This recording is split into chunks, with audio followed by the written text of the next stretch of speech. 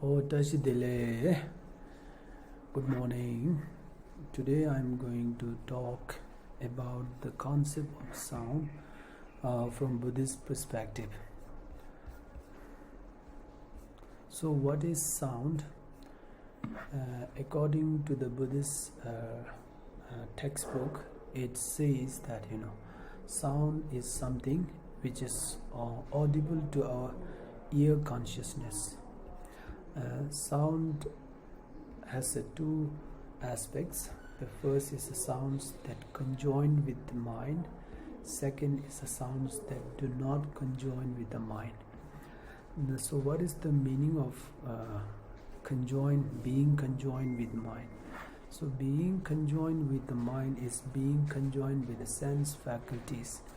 So what is the meaning of the being conjoined with the sense faculties? It means, if your mind is harmed and benefited, when your sense faculty is harmed and benefited. So that is the meaning of being conjoined with the sense faculties. So if you look at the sounds that conjoin with the mind, it also has two categories. First is the sounds that convey meaning to the sentient being. Second is the sounds that do not convey meaning to sentient beings. The first, it also has two things: the pleasant sounds that convey meaning to the sentient being and unpleasant sounds that convey meaning to the sentient beings. So if I give you an example of pleasant sounds that convey meaning to the sentient beings, like people singing a sweet song. So this is the example of sounds that convey meaning to the sentient being. And the example of unpleasant sounds that convey meaning to the sentient being is like a person yelling to somebody else, or a person using such a harsh word, So that is the example of unpleasant sounds that convey meaning to the sentient being. So if you look at the sounds that do not convey meaning to the sentient being, it also has a same thing, like pleasant sound that do not convey meaning to the sentient being and unpleasant sound that do not convey meaning to the sentient beings. The example of pleasant sounds that do not convey meaning of sentient beings, like the song of cuckoos, So this is the example of this pleasant sound that do not convey meaning of sentient being. The example of unpleasant sound that do not convey meaning of sentient beings, like fist striking, the sound of the fist striking. So this is the unpleasant sounds that do not convey meaning to sentient beings.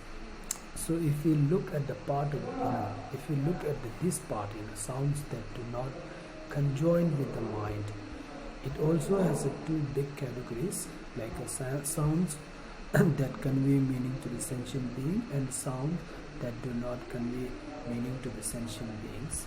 And it also has pleasant sounds that convey meaning to the sentient being and unpleasant sounds that convey meaning to the sentient beings.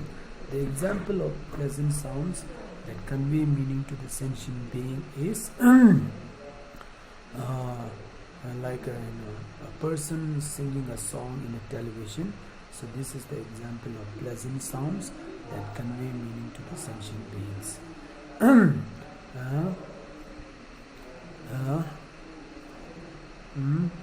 The example of unpleasant sounds that convey meaning to the sentient being is like a person is yelling to somebody else in a television.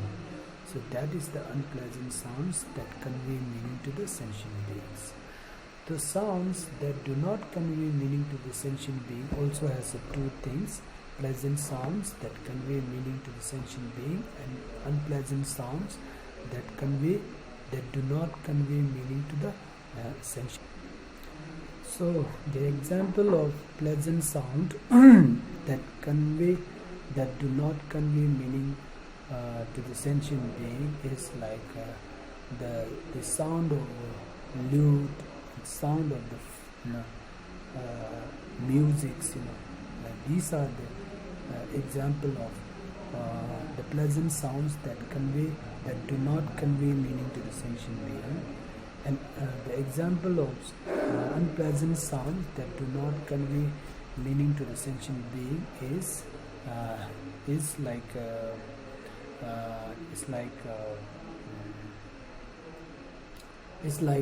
sound of the rock cracking, or sound of the rock rolling down on the surface of slope.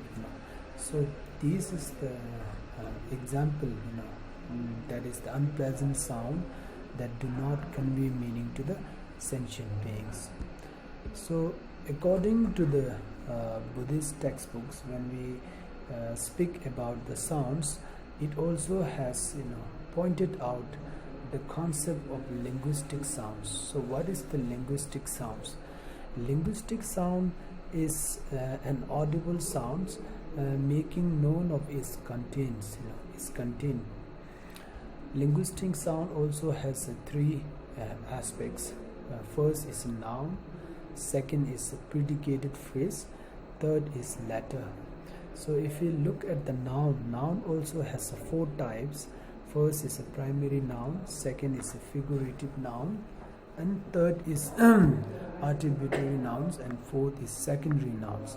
So primary nouns and attributary nouns are same meaning, and figurative noun and secondary nouns are same meanings. The example of primary nouns is like a fire. Fire is applied to something which is hot and burning. So this is an example of primary noun. And the example of figurative nouns is like, we are calling a lion to the man who has large ears with a broad nose.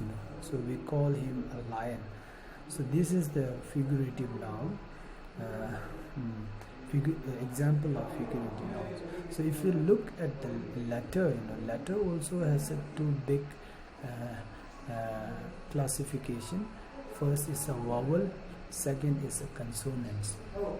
So according to the Buddhist textbook, it has written that sound has no type continuum. So why the sound has no type continuum? So if sound is very different than other material objects, if you look at the other material objects, all the material objects, they are made up of the tiny particles. The similar tiny particles, they come together, they bind each other, then it increases the size, it increases the material size. But if you look at the sound, even the similar types of particle of sounds, they come together, they bind each other, but it does not increases in material size. So sounds, if I speak louder, my voice travels to the certain distance, because it travels through the air. Sound needs the air supporting, like that. So that's why the sound is a wave, and it is very similar to the ocean wave. And so if you look at the ocean wave, we can perceive that an ocean wave, one wave is moving to the another wave, like that. But in our eye, it seems to us that the wave, the first wave, it transforms into the second wave. But in reality, things are not like that. So first wave, it generates the second wave. Like it does not transform into the second wave. The first wave, it triggered the new wave, that is the second wave. So it triggers a new wave, but it does not move into the new wave. So if you see the oscillation of wave, we feel that it perceives to us that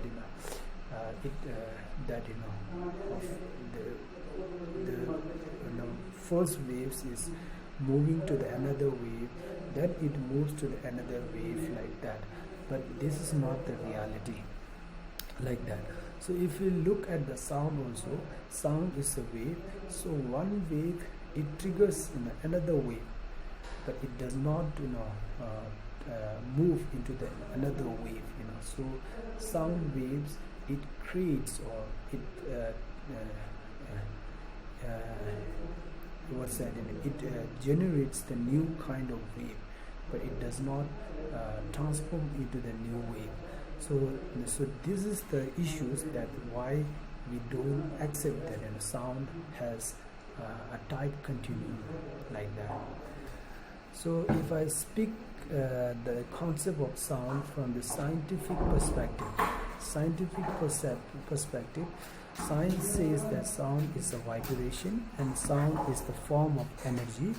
So it travels through the medium, and there are three types of the mediums. First is the air.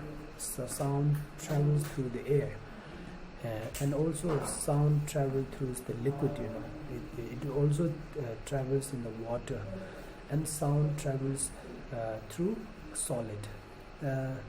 So if I speak about the water,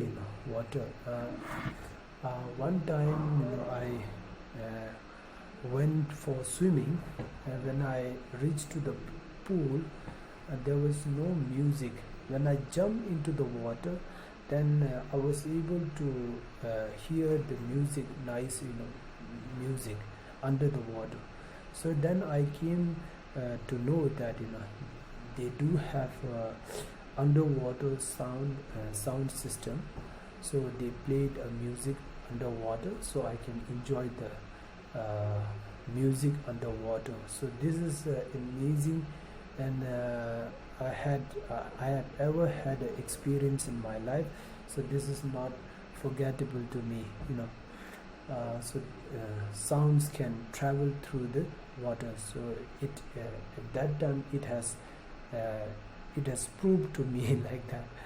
So it was an amazing experience to me. So if we speak about the reflection of sound, it has two phenomena. First is echo, and second is reverberations, according to the scientific perspective.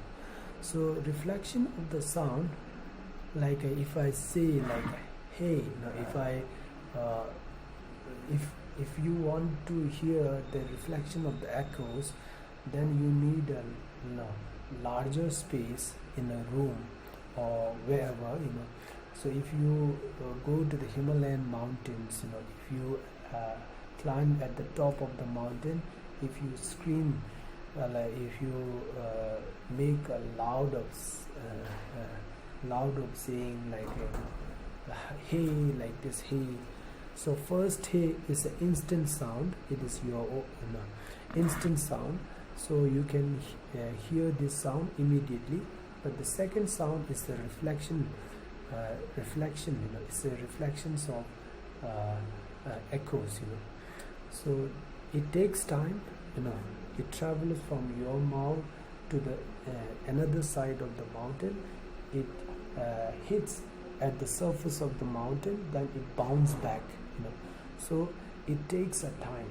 So I think minimum gap time is 0.1 second. 0.1 second. And have you ever noticed that the echo sound that you can hear after some time, it is little bit softer than the instant sound, little bit softer, because sound, when it travels from your mouth to the mountains, when it collides at the surface of the mountain, at that time some energy of the sound will be absorbed by mountain, then remaining energy of the sound, it bounces back to us. So that's why we can experience the echo sound is little bit softer than the instant sound, like that. If you really want to figure out what is the distance of your echo sound, then there is a formula. It is you can see this formula every time. Distance is equal to speed, and distance is equal to speed and time. So time is 0.1 second, I already mentioned here, and the speed of sound is 340 meter per second. So now it is easy for you to find out what is the distance. I think 17 meter here, 17 meter, I think so. So if we speak about the reverberations, reverberation is like multiple reflection of the sound. It overlapsing to each other, and it overlapsing to the original sound, the original sound. So that's why we can see that sounds travels persistently like that, like hey, like that. It goes like continuously. This is the reverberation sound. And I think reverberation sounds, I think it needs to happen within the 0.05 second. It means 50 milliseconds. It's a half value of the echo reflections. Echo reflection, I think so. So this is the